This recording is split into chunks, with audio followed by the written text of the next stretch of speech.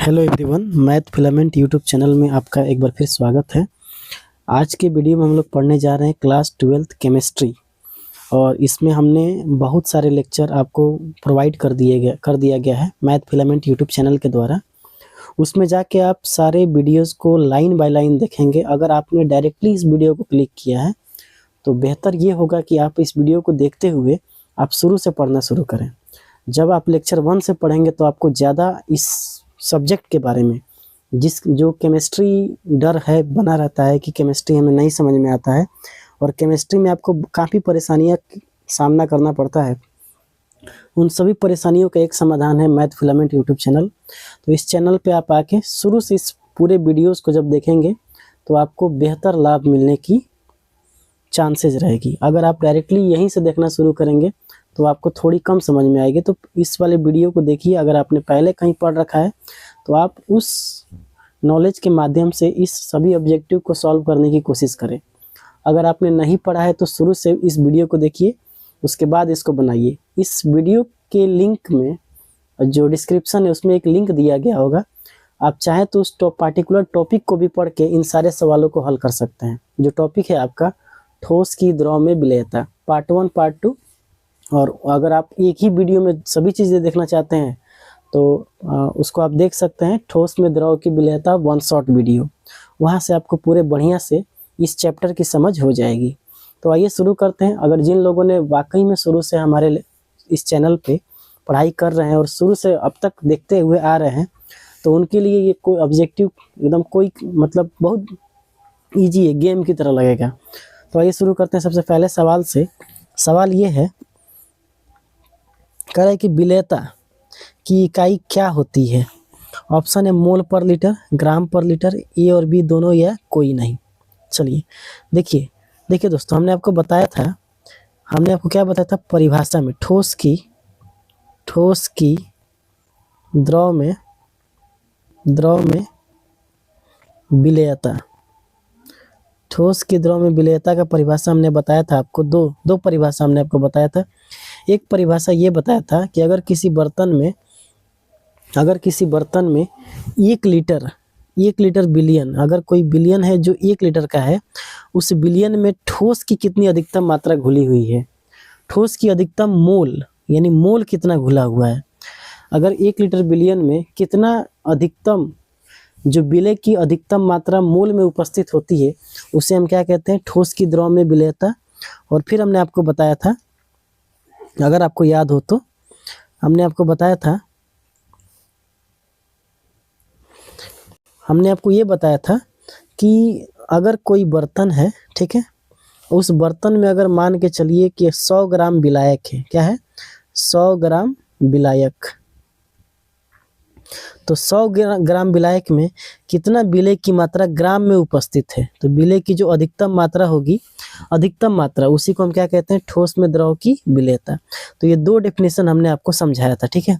इस दोनों डेफिनेशन से ये क्लियर होता है कि हमारी जो इकाई होगी वो एक बार हम लेंगे जब बिलियन 1 लीटर का लेंगे, 1 लीटर बिलियन का जब हम लेते हैं तो उसमें हमको अधिकतम मोल देखना पड़ता है, यानी ठोस की कितनी घुली हुई अधिकतम मोल है। अगर हम 100 ग्राम विलायक लेते हैं तो उसमें हमको विलेय की अधिकतम मात्रा ग्राम में देखनी होती है। तो आइए इस सवालों को सॉल्व करने की कोशिश करते हैं। देखिए, ये जो सवाल है, ये सवाल बहुत ही आसान है। बस आपने वो डेफिनेशन पढ़ा होगा तो आपको ये ऑटोमेटिकली बना सकते हैं। अब देखिए, कह रहा है कि कौन सा मात्रा होगा। देखिए, तो जैसे हम अगर लीटर लेते हैं, तो लीटर में क्या लेते हैं, मोल। तो ये तो हो सकता है। लीटर में ग्राम नहीं लेते हैं, है ना। 1 लीटर में ग्राम नहीं लेते हैं। जब हम 100 ग्राम विलायक लेते हैं तो 100 ग्राम विलायक में हम ग्राम में देखते हैं विलेय की मात्रा। तो यहाँ पे हमारा ऑप्शन नंबर क्या हो जाएगा, केवल ए हो जाएगा। बी तो होगा नहीं और डी होगा नहीं। तो हमारा ऑप्शन नंबर क्या हो जाएगा, ए एकदम सही है। चलिए अगले सवाल को देखते हैं। अगला सवाल क्या कर रहा है। अगला सवाल ये है, सामान्य ताप पर ठोस की द्रव में विलेयता पर दाब का क्या प्रभाव पड़ता है। ऑप्शन ए है कि बढ़ती है, ऑप्शन बी है घटती है, ऑप्शन सी है कोई प्रभाव नहीं पड़ता, और ऑप्शन डी पहले बढ़ती है और फिर घटती है। तो चलिए देखिए दोस्तों, हमने आपको पढ़ाया था ठोस की द्रव में विलेयता को प्रभावित करने वाले कारकों में, उसमें हमने आपको दाब के बारे में बताया था कि दाब का क्या प्रभाव पड़ता है। तो जब भी हम किसी द्रव में ठोस अगर द्रव को घोले हैं, अगर हम दाब को बढ़ाएं या घटाएं तो उससे इसका कोई प्रभाव नहीं पड़ता है, कोई प्रभाव नहीं पड़ता है। याद रखिएगा, इस वाले पूरे थ्योरीज को हमने बहुत अच्छे से डिस्कस किया है ना। अगला क्वेश्चन देखते हैं। अगला क्वेश्चन क्या कर रहा है? अगला क्वेश्चन कर रहा है अधिकतर ठोस पदार्थों की द्रव में विलेयता पर ताप बढ़ाने पर क्या होता है। अधिकतर की बात कर रहा है ना, तो बढ़ती है, घटती है, स्थिर रहती है या शून्य हो जाती है। तो देखिए दोस्तों, अधिकतर ठोस पदार्थों को जब हम द्रव में घोलते हैं तो वो जो अभिक्रिया होती है वो ऊष्माशोषी अभिक्रिया होती है, ऊष्माशोषी अभिक्रिया। और ऊष्माशोषी अभिक्रिया में जब भी आप ताप को बढ़ाओगे तो आपकी जो विलेयता यानी एस होगी वो क्या हो जाएगी, बढ़ जाएगी। यानी ऊष्माशोषी अभिक्रिया में जैसे ही आप ताप बढ़ाओगे तो उसकी विलेयता बढ़ जाती है, क्योंकि ये ली चटेरियस का प्रिंसिपल क्या बोलता है। ली चटेरियस ने बोला है कि अगर कोई, मान लीजिए आप अभिक्रिया कर रहे हो H और उसमें ऊष्मा दे रहे हो और तब ये टूट रहा है, मान के चलो A+, ये भी मान के चलते हैं ना, A+ और B- में, तो जितना आप ताप बढ़ाओगे ये उतना ही ज़्यादा और टूटना शुरू कर जाएगा। इसका मतलब अगर रिएक्शन ऊष्माशोषी, मतलब कि अभिक्रिया ऊष्माशोषी अभिक्रिया है, तो ताप बढ़ाने पे जो रिएक्शन का जो डायरेक्शन है वो रिएक्शन और अग्रिम दिशा में तेज हो जाएगा, है ना।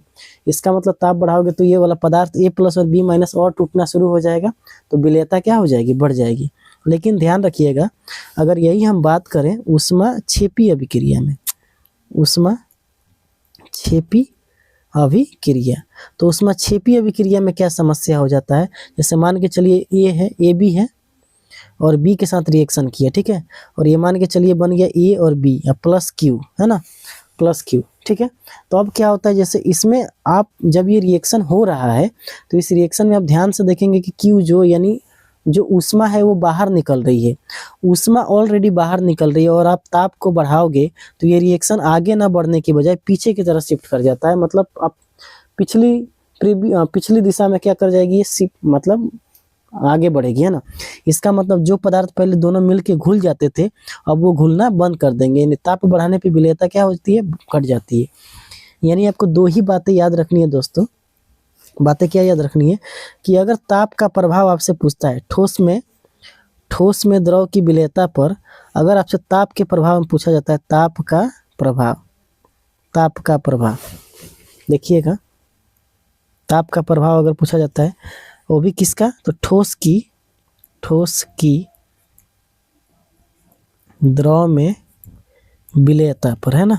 अगर ऐसे पूछा जाएगा तो आप इसको दो भागों में बांटिएगा, ठीक है। सबसे पहला भाग क्या बांटिएगा, सबसे पहला भाग आप बांटेंगे, एक तो हम देखेंगे कि हमारा जो अभिक्रिया है वो ऊष्माशोषी है या ऊष्माक्षेपी है। अगर ऊष्माशोषी है और दूसरा अभिक्रिया मान के चलिए ऊष्माक्षेपी है, यानी इसको हम कहते हैं एंडोथर्मिक है या एक्सोथर्मिक है, ये ध्यान रखना है। तो अगर ऊष्माशोषी है तो जैसे ही आप ताप क्या करोगे, बढ़ाओगे तो आपकी विलेयता भी बढ़ जाएगी।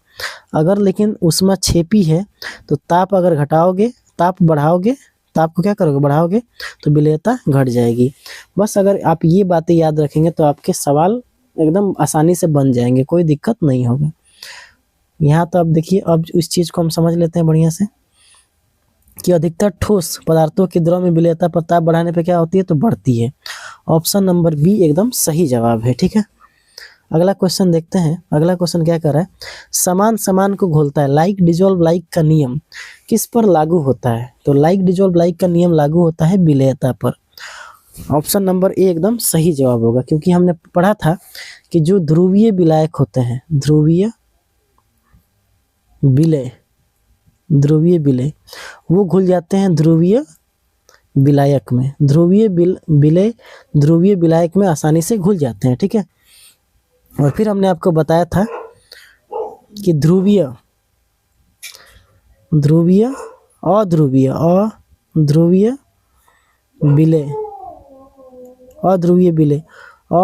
विलायक में आसानी से घुल जाते हैं। विलायक में आसानी से क्या कर जाएंगे, घुल जाएंगे। यानी समान समान, अगर ये अध्रुवीय है, अगर ये भी अध्रुवीय है तो घुल जाएगा, अगर दोनों ध्रुवीय है तो आसानी से घुल जाएगा, लेकिन अगर एक ध्रुवीय और दूसरा अध्रुवीय होगा तो आसानी से घुलेगा नहीं। तो यहाँ पे हमारा ऑप्शन नंबर क्या हो जाएगा, ये एकदम सही जवाब होगा। अगला क्वेश्चन देखते हैं, करेक्ट, एक संतृप्त यानी सैचुरेटेड विलयन में और अधिक विलय घुल सकता है, नहीं घुल सकता है, अवक्षेप बनाता है, या बी और सी दोनों। देखिए दोस्तों, हमने पढ़ा था संतृप्त विलयन क्या होता है, जरा इसको देख लेते हैं। देखिएगा, संतृप्त विलयन, संतृप्त विलयन, संतृप्त विलयन वैसा विलयन होता है जिसमें और अधिक विलय की मात्रा नहीं घोला जा सकता है। यानी इसमें जो विलय की मात्रा होती है, इसमें जो विलय की मात्रा होती है वो अधिकतम होती है। यानी वैसा विलयन जिसमें हम और अधिक विलय नहीं घोल सकते, यानी जो विलय हमने घोला है वो ऑलरेडी मैक्सिमम है। यानी जितना मान लीजिए किसी विलायक की क्षमता है, उस विलायक की क्षमता के अनुसार हमने विलय को उसमें घोल दिया है, अब उसमें आप और अधिक विलय नहीं घोल सकते हो। तो क्या ये यहाँ पे क्या ऑप्शन हो जाएगा, कह रहे हैं कि विलय में और अधिक विलय नहीं घुल सकता है, तो क्या ऑप्शन हो जाएगा, नहीं घुल सकता है। क्यों, क्योंकि अभी इसकी क्षमता हो चुकी है, जितनी क्षमता है, मान के चलिए एक क्लास है और एक क्लास में 10 बच्चों की क्षमता है, तो आप इसमें बस 10 बच्चों के अलावा और अधिक मतलब आदमी नहीं बैठा सकते हो, बच्चे नहीं बैठा सकते हो। तो यही होता है ऑप्शन नंबर बी, इसका क्या हो जाएगा, सही जवाब। तो अगर हम यहाँ पे ध्यान से देखें तो ऑप्शन नंबर बी पे एकदम सही जवाब हमारा हो जाएगा। चलिए अगला क्वेश्चन देखते हैं। अगला क्वेश्चन क्या करें, अभी हमने ये आपको पढ़ाया, ठीक है ना, क्या पढ़ाया हमने, बताइए आपको कि ऊष्मा शोषी अभिक्रिया प्रक्रिया में ताप बढ़ाने पर, तो ऊष्मा शोषी है तो ताप बढ़ाएंगे तो विलेयता क्या हो जाएगी, बढ़ जाएगी। अगला क्वेश्चन देखते हैं, ऊष्मा छेपी प्रक्रिया में ताप बढ़ाने पर विलेयता क्या होती है, घट जाती है। ऑप्शन नंबर बी सही जवाब है। अगला क्वेश्चन क्या कर रहा है, ध्रुवीय विलय जैसे NaCl ध्रुवीय विलय कैसे, देखिए Na प्लस और Cl माइनस ऐसे होता है ना, तो दोनों सिरों पर धन आवेश या ऋण आवेश होना चाहिए, तो ये ध्रुवीय विलय है, घुलनशील होता है। अब देखेंगे हम लोग, ये वैसे ही विलय में घुलेगा जो क्या होगा, ध्रुवीय होगा, क्योंकि ध्रुवीय होता है वो ध्रुवीय में ही घुलता है, ये हम समान को घुलता है, यही हम लोग नियम पढ़े हैं। तो अब हम देखते हैं कि ये ध्रुवीय, तो बेंजीन जो होता है हमारा, आप ध्यान से देखिएगा, बेंजीन की बात करें तो बेंजीन हमारा जो होता है वो अध्रुवीय होता है। क्या होता है, ये अध्रुवीय, तो इसमें तो घुलेगा नहीं। ईथर हमारा ये भी क्या होता है, अध्रुवीय। कार्बन टेट्राक्लोराइड ये भी हमारा क्या होता है, अध्रुवीय। तो बचा क्या, जल हमारा ध्रुवीय होता है, क्या होता है, ध्रुवीय। तो यहाँ पे हमारा ऑप्शन नंबर क्या हो जाएगा, सी। अब जल कैसे ध्रुवीय, ये हमने वीडियो में आपको बताया था, लेकिन यहाँ पे थोड़ा सा आपको बता देते हैं जल में क्या होता है। जल की बात करेंगे आप तो H2O की बात करें तो इसकी जो रासायनिक जो संरचना होती है ऐसे होती है।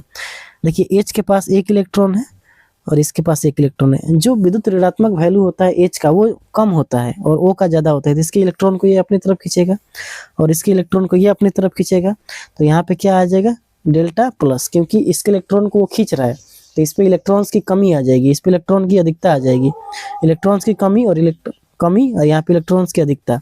तो देखिए दोनों सिरों पे आंशिक धन आवेश और ऋण आवेश है, तो अगर आंशिक धन आवेश और ऋण आवेश होगा तो ऐसे मॉलिक्यूल्स को, ऐसे अणु को हम क्या बोलेंगे, ध्रुवीय। क्या बोलेंगे, ध्रुवीय। तो इसका मतलब ये हमारा क्या है, ध्रुवीय है। जल हमारा क्या है, ध्रुवीय है। तो ऑप्शन नंबर सी एकदम सही जवाब है।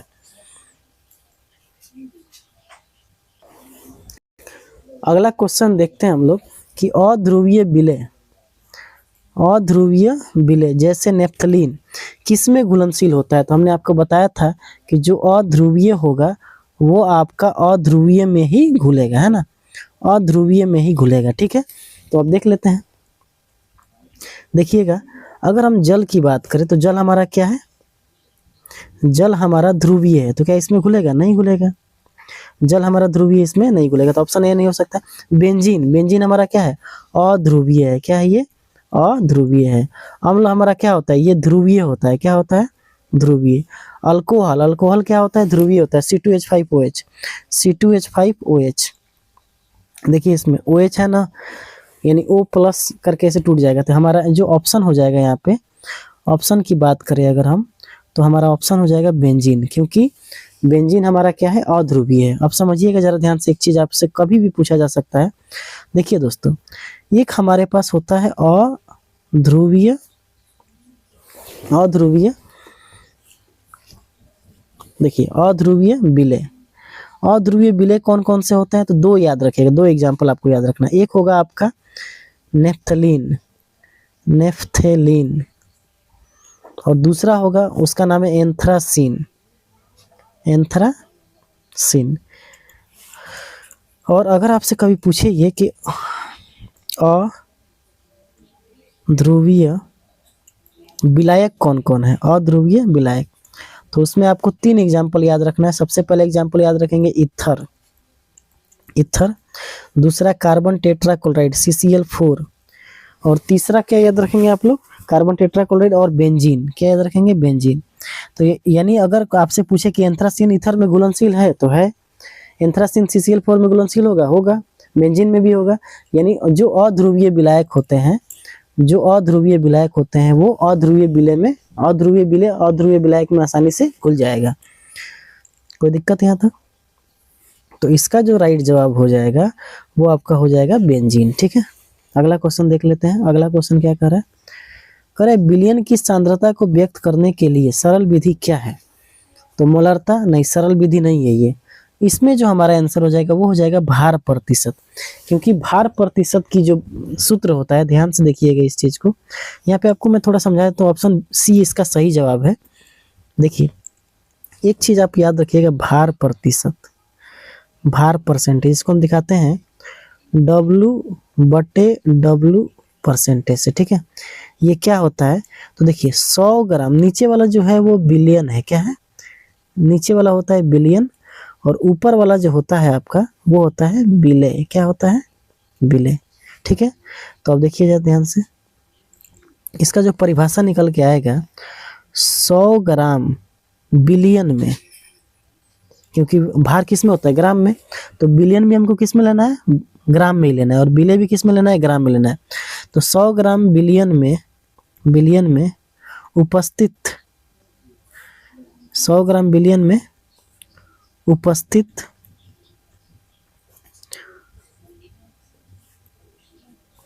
100 ग्राम बिलियन में उपस्थित विलय की ग्राम में मात्रा, 100 ग्राम बिलियन में उपस्थित विलय की ग्राम में मात्रा। ठीक है, ये हमारा क्या हो गया, इसका परिभाषा हो गया। अब आपसे इसका फॉर्मूला पूछता है, तो फॉर्मूला कैसे निकालेंगे, भार प्रतिशत, या इसको हम कहते हैं W/W परसेंटेज, ये इसका फॉर्मूला होता है। ऊपर रहेगा विलय का भार, क्या रहेगा, विलय का भार, और नीचे रहेगा बिलियन का भार, क्या रहेगा, बिलियन का भार, और गुणा कर देंगे किससे, 100 से। यानी हम इसको ऐसे लिख सकते हैं, हम विलय को दिखाते हैं, विलय को दिखाते हैं WA से, तो WA हमने पढ़ा है आपको, है ना, और WT गुणे क्या कर देंगे, 100, तो ये हमारा फॉर्मूला हो जाएगा। ठीक है, तो सबसे सरल विधि यहाँ पे क्या हो जाएगा, ये आपका हो जाएगा भार प्रतिशत। अगला क्वेश्चन देखते हैं, अगला क्वेश्चन क्या कर रहा है, जरा देख लेते हैं इसको। कह रहा है कि ग्लोबल साल्ट, देखिए ग्लोबल साल्ट, इसका ये भी याद रखिएगा कि ग्लोबल जो साल्ट होता है उसका फॉर्मूला होता है Na2SO4 10H2O। ये आपसे पूछा जा सकता है कि ग्लोबल साल्ट का फॉर्मूला क्या होता है, तो Na2SO4 10H2O। ठीक है, अब पूछता है कि विलयता 32.4 डिग्री सेल्सियस तक बढ़ती है और फिर घटने लगती है, उसे क्या कहते हैं, तो उसे हम कहते हैं ट्रांजिशन स्टेट, ट्रांजिशन टेम्परेचर। यानी इसका जो आंसर हो जाएगा, इसका जो आंसर हो जाएगा वो होगा संक्रमण ताप। यानी जो ग्लोबल साल्ट होता है, शुरू में 32 डिग्री तक इसकी विलयता बढ़ती है और फिर घटने लगती है ग्लोबल साल्ट में, ये एक्सेप्शन है, अपवाद है, तो इसको हम कहते हैं संक्रमण ताप। याद रखिएगा इस चीज को, ये आपको नया कॉन्सेप्ट है तो आपको याद रखना पड़ेगा। अगला सवाल देखिएगा, अगला सवाल क्या कर रहा है, थोड़ा बड़ा करते हैं इसको। अगला सवाल कर रहा है कि असंतृप्त अनसैचुरेटेड विलयन किसे कहते हैं? तो असंतृप्त विलयन मतलब क्या होता है, जिसमें हम क्या कहते हैं, विलय की जो मात्रा होती है,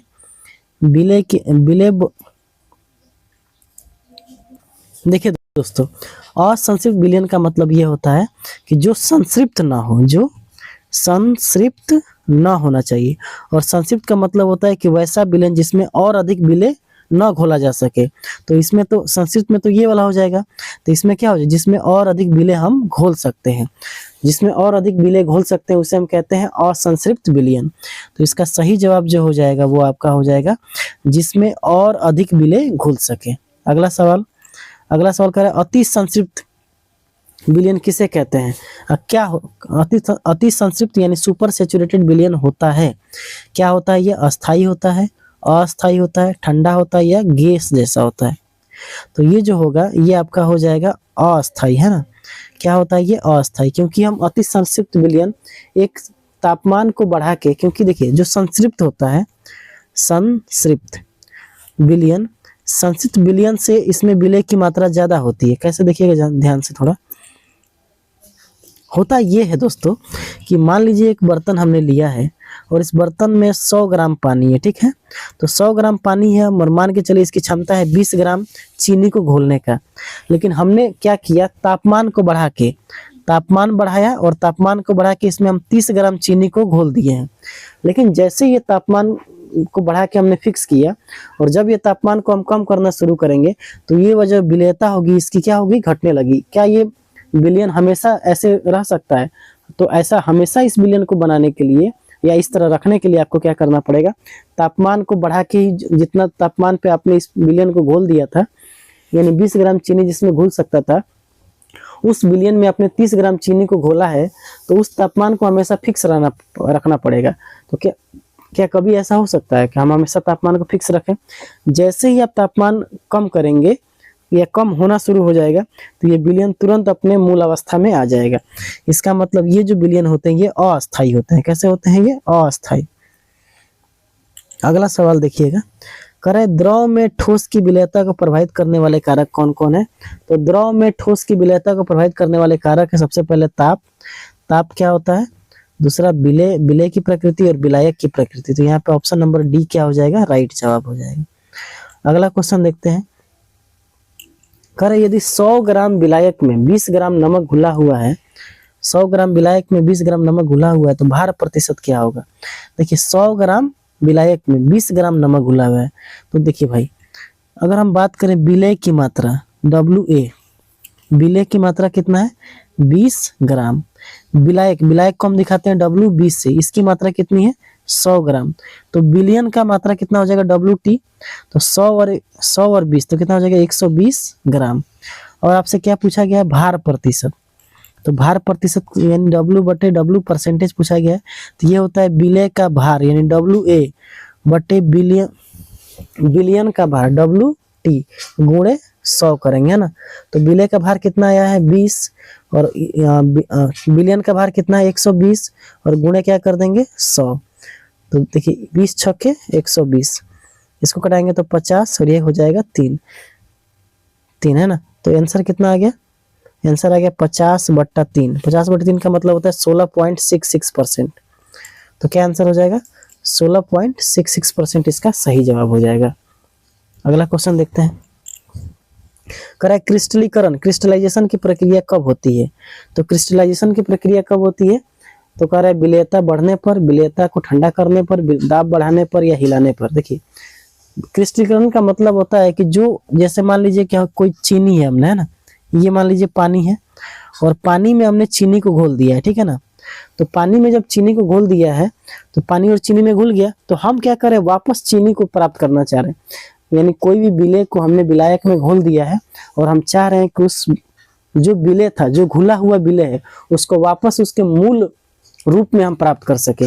यानी जो चीनी हमने घोल दिया है, घोल के यहाँ पे पानी में, और हम चाहते हैं कि अब चीनी का जो टुकड़ा था, जो कण था, वो हमको प्राप्त हो सके। तो हमको विलयता क्या करना पड़ेगा, विलयता को घटाना पड़ेगा। और विलयता कब घटेगा, जब हम ताप को घटाएंगे, है ना। ताप जैसे ही घटता है तो अधिकतर जो होता है उसमें विलयन ठंडा होगा तो क्या हो जाएगा, वो उसके मूल जो होगा वो प्राप्त हो जाएगा, यानी वाष्प बन के ऊपर उड़ जाएगा तो काम हो जाएगा हमारा। ठीक है, यानी इस तरह से हमको क्या करना पड़ेगा, विलयन को ठंडा करना पड़ेगा ना। जब विलयन ठंडा होगा तो जो क्रिस्टलीकरण की प्रक्रिया संपन्न हो जाएगी। क्रिस्टलीकरण का मतलब क्या होता है? क्रिस्टलीकरण यानी क्रिस्टलाइजेशन का मतलब होता है कि जैसे मान के चलिए हमने कोई, ये द्रव है ना, मान के चलिए यहाँ पे द्रव था, इस द्रव में हमने घोल दिया ठोस को, है ना, ठोस को घोल दिया। अब यहाँ के बाद जो यहाँ से जो बनेगा वो आपका एक बन जाएगा विलयन, है ना, क्या बन जाएगा, विलयन। अब हम चाहते हैं, जैसे मान के चलिए इसमें हमने ठोस के रूप में नमक को घोल दिया, है ना, तो हम चाह रहे हैं कि हम फिर नमक का जो कण था उस नमक के कण को हम वापस मतलब लाना चाह रहे हैं कि हमारा जो नमक का कण है वापस मिल जाए। तो इस नमक के कण को वापस लाने के लिए आपको क्या करना होगा, आपको विलयन को ठंडा करना पड़ेगा। जैसे ही विलयन ठंडा होगा तो जो, जैसे हम जानते हैं कि ताप बढ़ाने पे ठोस में द्रव की विलेयता बढ़ जाती है, तो जैसे ही आप ताप को बढ़ाओगे तो विलेयता तो बढ़ जाएगी ना, लेकिन ताप यानी ठंडा करोगे तो ताप कम होगा तो विलेयता कम होगी। और जैसे ही विलेयता कम होगी तो वापस से जो क्या होगा, ये जो आपका बनेगा ये विलयन जो आप ठंडा कर रहे हैं, इसको यहाँ से ठंडा जब करेंगे तो ठंडा करने के बाद क्या होगा, यहाँ पे इसके जो कण होंगे, नमक के कण ऐसे आपको दिखना शुरू हो जाएंगे, यानी वो घुली हुई नमक नहीं रहेगी, वो ठोस अवस्था में रहेगी। इसी प्रक्रिया को हम कहते हैं क्रिस्टलीकरण, क्रिस्टलीकरण। तो ये कॉन्सेप्ट आप यहाँ पे समझ जाइए, ठीक है, बात समझ में आ रहा है। चलिए अब देख लेते हैं हमारा जो राइट आंसर क्या हो जाएगा। देखिए, तो विलेयता बढ़ाने पे, विलेयता अगर बढ़ जाएगा तो सारा का सारा नमक घुल जाएगा, क्योंकि घुल जाएगा तो फिर उसको हम ठोस में प्राप्त कर सकते हैं, नहीं प्राप्त कर सकते हैं। और ठंडा करने पे हो सकता है। दाब बढ़ाने पे ठोस की द्रव में विलेयता पर कोई प्रभाव नहीं पड़ता, हम लोग सीख चुके हैं। अगर हमको नमक को घोलना है तो हम जैसे पानी में नमक को घोलना चाह रहे हैं, तो जैसे जितना पानी को हम हिलाएंगे वो और उसकी विलेयता क्या होगी, बढ़ेगी, यानी ये विलेयता को क्या कर देगा, बढ़ा देगा। अब विलेयता को जैसे ही बढ़ा देगा तो क्या हम ठोस अवस्था प्राप्त कर पाएंगे, नहीं कर पाएंगे। इसलिए हमारा ऑप्शन क्या हो जाएगा, बी एकदम सही जवाब होगा। अगला क्वेश्चन कह रहा है कि गतिक साम्य अवस्था, डायनेमिक इक्विलिब्रियम कब स्थापित होता है? तो ये आपका स्थापित होता है संतृप्त विलयन में। किसमें स्थापित होता है, संतृप्त विलयन में। आइए इसको जरा ठीक से समझ लेते हैं, ठीक है, ध्यान समझिएगा। ये डायनेमिक इक्विलिब्रियम क्या होता है, गतिक साम्य अवस्था, गतिक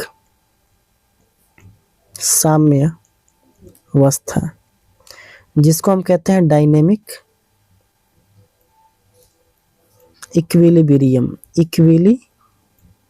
ये कॉन्सेप्ट एक नया कॉन्सेप्ट है, तो इसको हम समझा देते हैं, ठीक है ना।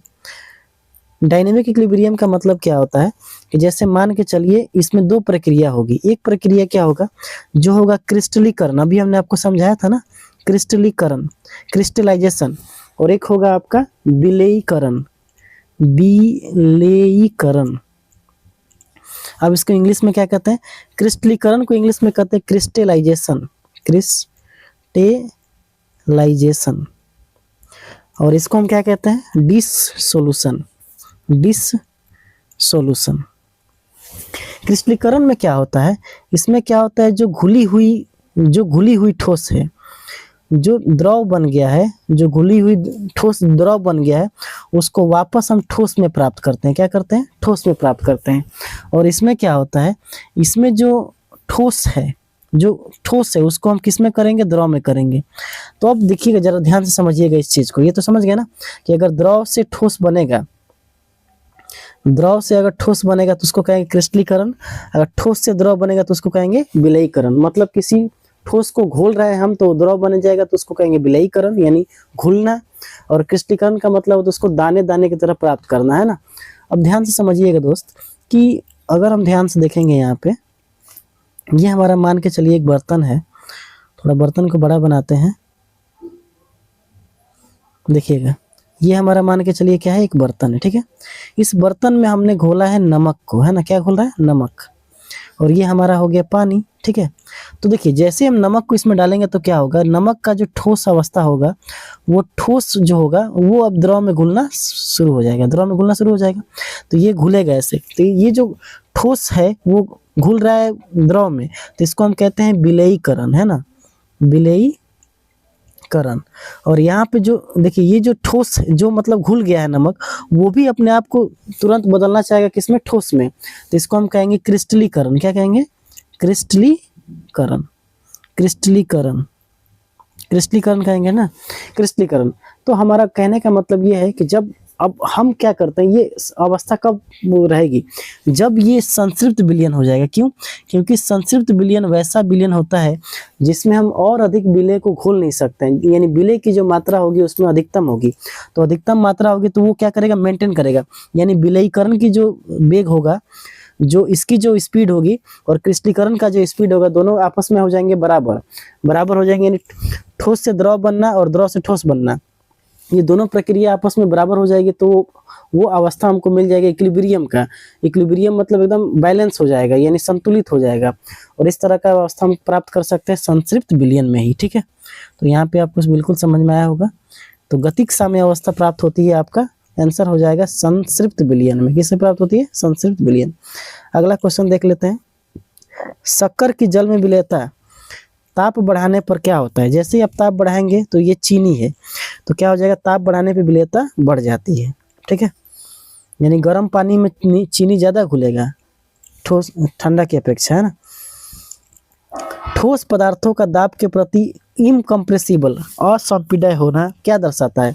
माने अगर ठोस पदार्थ है उसको हम दबा नहीं सकते हैं, कंप्रेस नहीं कर सकते हैं। क्यों, क्योंकि दाब क्या विलयता पर कोई असर नहीं होता है। तो ऑप्शन नंबर ए आपका सही जवाब हो जाएगा। अगला क्वेश्चन देखते हैं। विलयता का अर्थ होता है, तो हमने आपको बताया था डेफिनेशन में कि 100 ग्राम अगर विलायक है तो उसमें हम देखेंगे अधिकतम मात्रा, यानी विलय का अधिकतम मात्रा। यहाँ पे क्या हो जाएगा, विलय का अधिकतम यानी मैक्सिमम मात्रा, है ना, मैक्सिमम मात्रा, उसी को हम क्या कहते हैं, विलयता। अगर यहाँ पे मान के चलिए 1 लीटर ऐसे दे देता आपसे, जैसे मान के चलिए ऐसे देता 1 लीटर बिलियन में, क्या देता है आपको, 1 लीटर बिलियन में, तब उस केस में हम ग्राम नहीं देखते, तब हम देखते हैं विलय के अधिकतम मोल, विलय के अधिकतम मोल को देखते हैं उसमें, है ना। विलय के अधिकतम मोल को हम क्या कर देंगे, ठोस में द्रव की विलयता। ये सारा डेफिनेशन का बात है, हमने आपको बहुत ही अच्छे से बताया अपने वीडियो में। अगला क्वेश्चन देख लेते हैं। कौन सा जल में जल्दी घुलेगा। तो कह रहा है मोटा नमक, मोटा नमक जल्दी थोड़ी घुलेगा, नमक का पाउडर, नमक का ढेला, या सभी बराबर। तो देखिए ये तो प्रैक्टिकल का चीज़ है, यानी जो नमक का पाउडर होगा वो जल्दी जल में घुल जाएगा। ठीक है, अगला क्वेश्चन देखते हैं। शुद्ध जल में NaCl की विलयता किस बात पर निर्भर करती है। तो शुद्ध जल में NaCl की जो विलयता होती है, हम जानते हैं कि बर्तन के आकार से कोई मतलब नहीं है ना। बर्तन के आकार से क्या मतलब है हमको, दाब का कोई असर नहीं पड़ता है, विलायक की मात्रा पे भी कोई असर नहीं पड़ता है, ज़्यादा तापमान, जैसे ही आप तापमान बढ़ाओगे तो वो उसकी विलयता बढ़ जाएगी, है ना। ठीक है, तो आप ज़्यादा जो होगा ये इस बात पर निर्भर करता है कि उसका तापमान क्या है। अगला क्वेश्चन देख लेते हैं। विलयन के गुण किस पर निर्भर करते हैं। तो विलयन के गुण किस पर निर्भर करते हैं, विलय और विलायक दोनों पे। अगर मान के चलिए हमारा जो विलय है वो ध्रुवीय है और विलायक भी ध्रुवीय है, तो विलयन यानी ये घुलने की प्रक्रिया ज़्यादा तेज हो जाएगी, है ना। अगर दोनों अध्रुवीय तो भी जल्दी घुल जाएगा, तो दोनों पे निर्भर करता है। अगला क्वेश्चन देख लेते हैं। भार प्रतिशत इकाई मुक्त होता है क्यों। तो क्यों होता है, हमने अभी देखा था कि फॉर्मूला क्या होता है, भार प्रतिशत बराबर विलय का भार गुणे विलयन का भार गुणे 100। तो विलय का भार भी ये भी ग्राम में और ये भी ग्राम में, ग्राम ग्राम कैंसिल, तो ग्राम ग्राम कैंसिल, तो इसमें क्या हो जाएगा, इसकी कोई दोनों राशियों का अनुपात क्या है, समान है। तो यहाँ पे हमारा जो आंसर हो जाएगा वो हो जाएगा आपका यह, क्योंकि यह 2 समान राशियों का अनुपात है। अगर 2 समान राशियों का अनुपात, जैसे मान के चलिए ऊपर भी केजी ग्राम और नीचे भी ग्राम, तो ग्राम ग्राम कैंसिल, तो क्या हो जाएगा, ये मात्रक विहीन हो जाएगा, यूनिटलेस। तो ऑप्शन नंबर ए क्या हो जाएगा, राइट आंसर हो जाएगा। अगला क्वेश्चन देखते हैं। यदि विलयता का मान बहुत कम हो तो विलयन को क्या कहते हैं। अगर विलयता का मान बहुत कम हो तो उसे हम कहते हैं, बहुत कम कह रहा है तो अल्प विलय भी कहेंगे और तनु भी कहेंगे। तो ऑप्शन नंबर डी इसका सही जवाब हो जाएगा। अगला क्वेश्चन देखते हैं। AgCl जल में किस प्रकार का विलय है। तो AgCl हम जानते हैं, Ag जो है Ag+ और Cl- में टूटेगा, और जल भी क्या है, जल भी एक ध्रुवीय विलायक है। तो ये क्या हो जाएगा आपका पूर्ण विलय, क्या हो जाएगा, पूर्ण विलय, पूरा घुल जाएगा, है ना। क्यों? क्योंकि ये भी ध्रुवीय है, ये भी ध्रुवीय है और जल भी ध्रुवीय होता है, तो खुल जाएगा। ध्रुवीय ध्रुवीय में आसानी से खुल जाता है। अगला क्वेश्चन देख लेते हैं।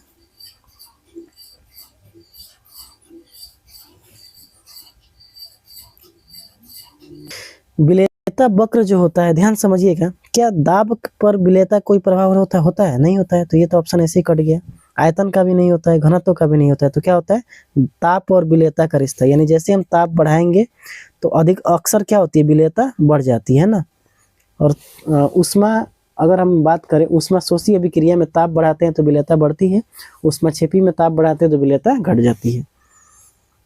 अगला क्वेश्चन, जल योजन ऊर्जा यदि जालक ऊर्जा से अधिक है। जल योजन ऊर्जा का मतलब होता है कि मान के चलिए, जैसे देखिएगा इस चीज को, पहले ऑप्शन पढ़ लेते हैं। बढ़ती है, घटती है, शून्य होती है, नहीं बदलती है। जल योजन ऊर्जा समझिएगा जरा ध्यान से, है ना। जल योजन ऊर्जा क्या होता है?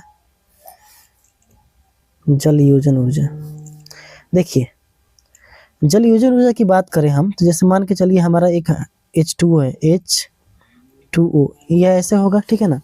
और एक हम ले लेते हैं NaCl ले लेते हैं, ठीक है ना, NaCl, ठीक है। तो अब देखिए ये जो ठोस है ये प्लस माइनस में टूटेगा। अब ये जितना ज़्यादा इसमें घुलेगा, है ना, ये इसको जो तोड़ने का जो ऊर्जा होता है, जल जो होगा ठोस के अणुओं को तोड़ने की क्षमता रखता है। जैसे ही ठोस के अणु उसमें घुलेंगे तो ये जल को तोड़ेगा, यानी इसके द्वारा जो ऊर्जा उत्पन्न होती है उसको हम कहते हैं हाइड्रेशन एनर्जी। क्या कहते हैं? Hydration energy. और ठोस में आयनों के बीच का जो ऊर्जा होता है उसे हम कहते हैं लैटिस एनर्जी। क्या कहते हैं? Lattice energy. अब हाइड्रेशन एनर्जी को कहते हैं जल योजन ऊर्जा और लैटिस को कहते हैं जालक ऊर्जा। तो जैसे ही अगर मान के चलिए हाइड्रेशन ऊर्जा ज़्यादा हुआ, यानी ठोस जो द्रव है वो तुरंत क्या करेगा, जो इसके बीच का जो आकर्षण बल को तोड़ने की क्षमता ज़्यादा रखेगा। यानी अगर ये ज़्यादा हुआ, अगर ये कम हो गया, कहने का मतलब सीधा है कि जल के तोड़ने की, जल जो है वो NaCl यानी ठोस के अणुओं को तोड़ने की क्षमता ज़्यादा है और इसके अंदर की जो ऊर्जा है वो कम है, तो ये क्या कर देगा, ये आसानी से घुल जाएगा। यानी जल में NaCl क्या हो जाएगा, आसानी से घुल जाएगा, क्योंकि उसकी जल योजन ऊर्जा ज़्यादा हो जाएगी और जालक ऊर्जा कम हो जाएगी। यानी कहने का मतलब सीधा ये है कि अगर मान के चलो, देखो ऐसे इसको समझो तुम, है ना, दो भाई हैं, मान के चलो ये दो भाई हैं, ठीक है। इन दो भाइयों के बीच अच्छा बॉन्डिंग है, ठीक है ना, अच्छा संबंध है इन लोगों के बीच। कोई तीसरा इसको तोड़ना चाह रहा है, तो तीसरा कब तोड़ेगा, जब इन दोनों का जो बॉन्ड होगा वो कमजोर होगा। अगर इन दोनों का बॉन्ड कमजोर, इसका मतलब इसको समझ लो जालक, लैटिस एनर्जी है। क्या है ये? Lattice energy. और इसके द्वारा जो ऊर्जा, इसको कहते हैं हाइड्रेशन एनर्जी। क्या कहते हैं इसको? Hydration energy. तो हाइड्रेशन एनर्जी माने ये जो है, ये इसके द्वारा लगाई गई ऊर्जा ज़्यादा हो जाएगा तो इसका घर क्या हो जाएगा, टूट जाएगा आसानी से। सेम टू सेम वही बात है, जल के द्वारा जो उत्पन्न ऊर्जा है वो इस NaCl यानी ठोस के अणुओं को तोड़ने की क्षमता ज़्यादा हो जाए। अगर ये ऊर्जा ज़्यादा हो जाए, जल के द्वारा जो उत्पन्न ऊर्जा है, तो ये वाला आसानी से क्या हो जाएगा, घुल जाएगा। यानी हमारा यहाँ पे अगर ध्यान से हम देखें तो जल योजन ऊर्जा यानी हाइड्रेशन एनर्जी ज़्यादा और जालक ऊर्जा कम, तो इस केस में क्या हो जाएगी, विलेयता बढ़ती है। विलेयता क्या होती है, बढ़ती है। अगर मान के चलिए हाइड्रेशन एनर्जी कम और जालक ऊर्जा यानी लैटिस एनर्जी ज़्यादा, ये ज़्यादा, तब ये जल्दी घुलनशील नहीं होगा, कम घुलनशील होगा, ये भी याद रखिएगा। अगला क्वेश्चन देख लेते हैं, क्या कह रहा है कि ली चेटेरियस का नियम विलेयता पर कब लागू होता है, जब ताप बदलता है। कब लागू होता है, जब ताप बदलता है ना। जैसे ही ऊष्मा शोषी अभिक्रिया हो जाएगा तो ताप बढ़ाएंगे तो विलेयता बढ़ जाएगी, ऊष्मा क्षेपी अभिक्रिया में ताप को बढ़ाएंगे तो विलेयता घट जाएगी। और आज के वीडियो का आखिरी सवाल है, यदि 10 ग्राम NaCl यानी नमक को 90 ग्राम जल में घोल कर एक विलयन बनाया गया है तो नमक का भार प्रतिशत W/W क्या होगा। ऑप्शन है आपके पास 10%, 11.1%, 9% या 100%। आइए इस सवाल का जवाब ढूंढते हैं, ठीक है। तो देखिए इसका फॉर्मूला कैसे हम लोग सीखे अभी, कि जो W/W परसेंटेज बराबर होगा, W/W परसेंटेज बराबर विलय का भार। तो विलय का भार कितना है, 10 ग्राम, तो यहाँ के रख दीजिए 10 ग्राम। और देखिए विलायक, ये विलायक है आपका, ये क्या है, विलायक है। तो विलय और विलायक को जब जोड़ देंगे तो क्या बन जाएगा, विलय। यानी 90 और 10 को जोड़ेंगे तो हो जाएगा 100। और गुणे क्या कर देंगे 100, 100 से 100 कट गया तो आंसर क्या हो जाएगा, आंसर हो जाएगा आपका option number A. Option number A बिल्कुल सही जवाब है। ठीक है, तो इस तरह हमने आज पूरे टोटल 30 सवालों को आपको इस वीडियो के माध्यम से डिस्कस किया है। आप इस पूरे वीडियो को बहुत ही अच्छे से देखिए, जहाँ नहीं समझ में आता है तो कमेंट कीजिए, पूछिए। मिलेंगे इसी के साथ एक बेहतर क्लास के साथ, तब तक के लिए जय हिंद, जय भारत।